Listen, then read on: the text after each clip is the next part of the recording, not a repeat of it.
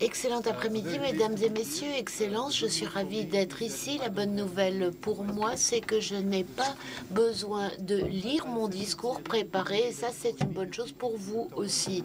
J'ai dit à Thierry qu'il était peut-être bon de passer tout de suite au vif du sujet pour ne pas perdre de temps. Je suis ici comme quelqu'un de la Banque centrale et parfois je me demande pourquoi c'est moi qu'on a invité un bureaucrate, un technocrate qui a une mission extrêmement bien définie. Lorsque j'ai rejoint la BCE il y a 6 mois, mon contrat était très clair, ma mission est très définie.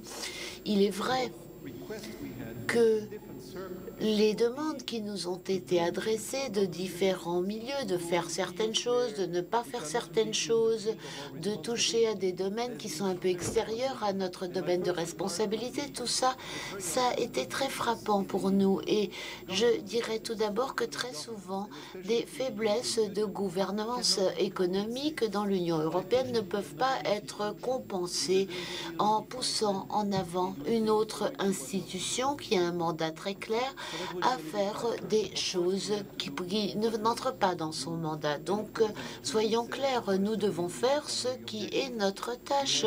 Le traité a défini nos objectifs. Nous devons assurer le bon fonctionnement du système de paiement et nous avons effectivement une responsabilité mondiale.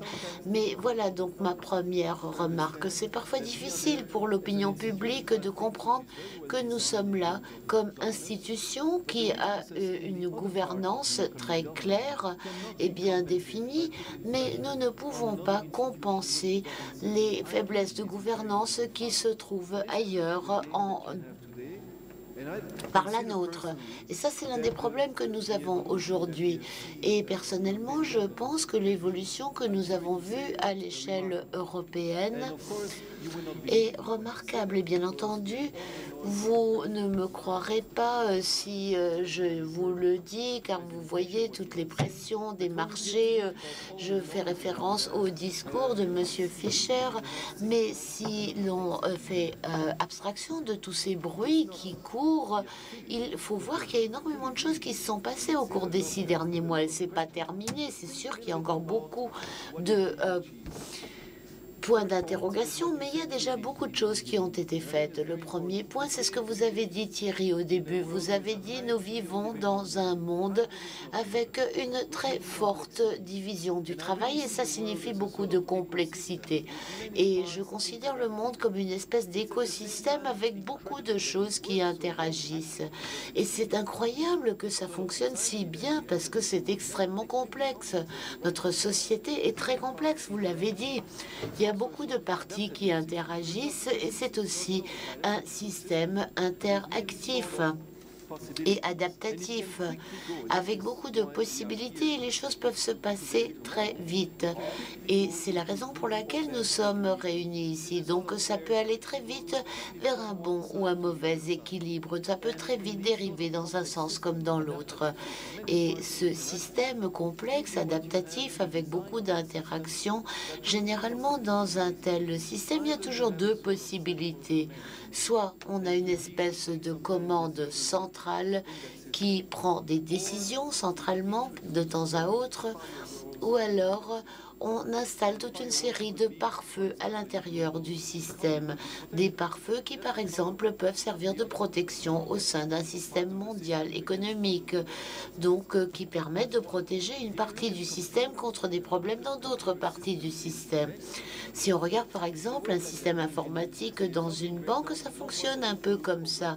Les ingénieurs vont dire s'il y a un virus dans telle ou telle partie du programme, nous ne voulons pas que ça contamine le reste du système. Donc on va installer des protections. Et c'est un petit peu ça que nous essayons de faire et que c'est ce que nous essayons de comprendre.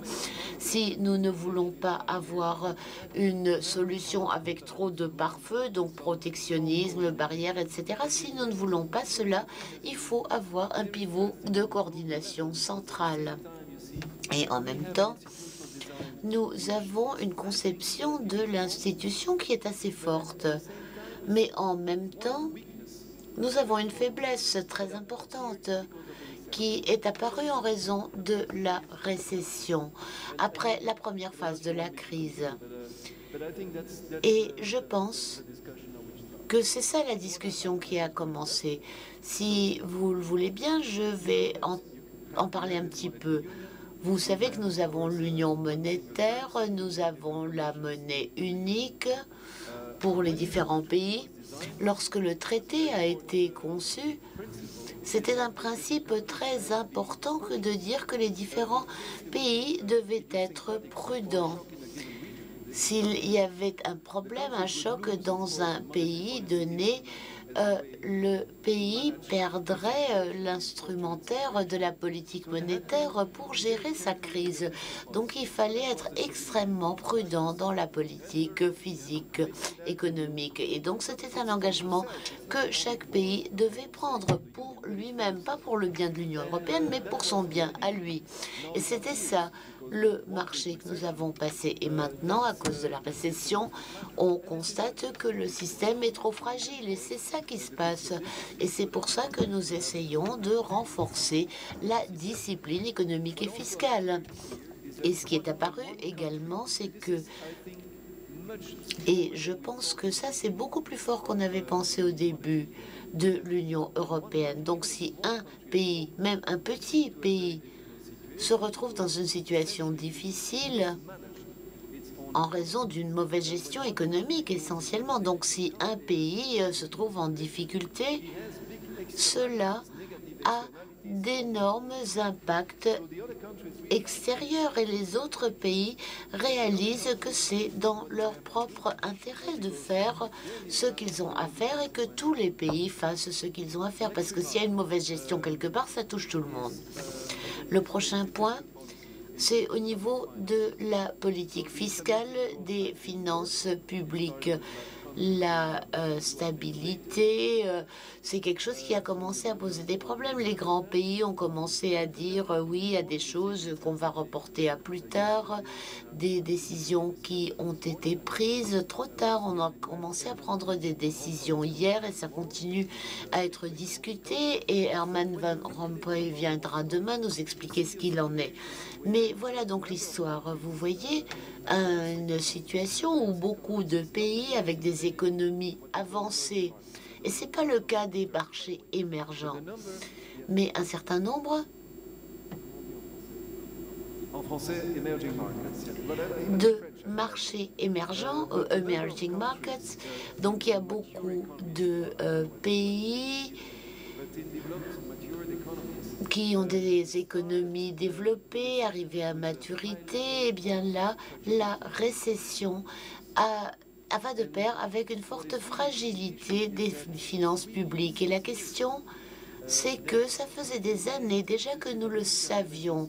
Que si on fait une analyse de durabilité de la politique fiscale des 10, 20 ou 30 dernières années, si on fait cette étude à long terme, en raison du vieillissement de la population, etc., on voit qu'il y a des mesures importantes qui auraient dû être prises il y a 10 ans déjà, et c'est pas nouveau. L'OCDE, le Fonds monétaire international, tout le monde nous l'avait dit. Nous avions plus ou moins 10 ans pour régler le problème, mais les pays ont commencé tout doucement seulement à le faire. Et dans un environnement fragilisé, ainsi, s'il y a une récession, cela joue très fort. Et à ce moment-là, cette récession suffit à déstabiliser les finances publiques. Eh bien, pourquoi cela s'est-il passé? Eh bien, comme l'a dit le président Fischer et le président Gull, non, c'est le président Fischer qui l'a dit, certains marchés ont très vite compris que le fait que les finances publiques n'étaient pas bien gérées, c'était qu'il y avait une grande difficulté à trouver un consensus social et politique au sein des pays mêmes. Et lorsque la récession est arrivée, cette difficulté est devenue tout à fait évidente et a paralysé la gestion de la crise. Et certains marchés l'ont compris. Et lorsqu'on comprend quelque chose, on y réagit. Donc, je pense que Mario Draghi et moi-même, nous tous, nous avons pensé à cela non seulement pour les pays de la zone euro, ou bien entendu avec la monnaie unique, c'est encore plus important de régler cette question. Dans d'autres pays où la politique monétaire est nationale, où les finances publiques sont nationales, on a des marchés qui peuvent choisir d'autres options. Donc, on peut prendre le risque de gérer les problèmes des finances publiques en émettant de l'argent. Et cela n'est pas forcément une bonne solution. Et souvent, nous entendons l'histoire que l'on émet des obligations, mais ça n'est pas ça la solution du problème. Mais c'est une histoire qui n'est pas nouvelle. Nous sommes conscients de la situation, nous avons notre mandat. Nous avons beaucoup de discussions sur le cadre institutionnel, mais c'est dans notre intérêt d'avoir un cadre institutionnel fort dans la zone euro. Nous avons aussi une énorme responsabilité à assumer, et c'est cela qui se passe aujourd'hui, et cela sous la pression des marchés. Les marchés font pression et les gouvernements doivent réagir, et c'est ça qui se passe actuellement. Donc, je pense qu'il y a beaucoup de choses qui se passent aujourd'hui. La bataille n'est pas gagnée, mais beaucoup de choses sont en train de changer. Il y a beaucoup de changements qui sont en cours dans la zone euro. Et c'est sûr que les enjeux sont très élevés et qu'il faut réagir en conséquence.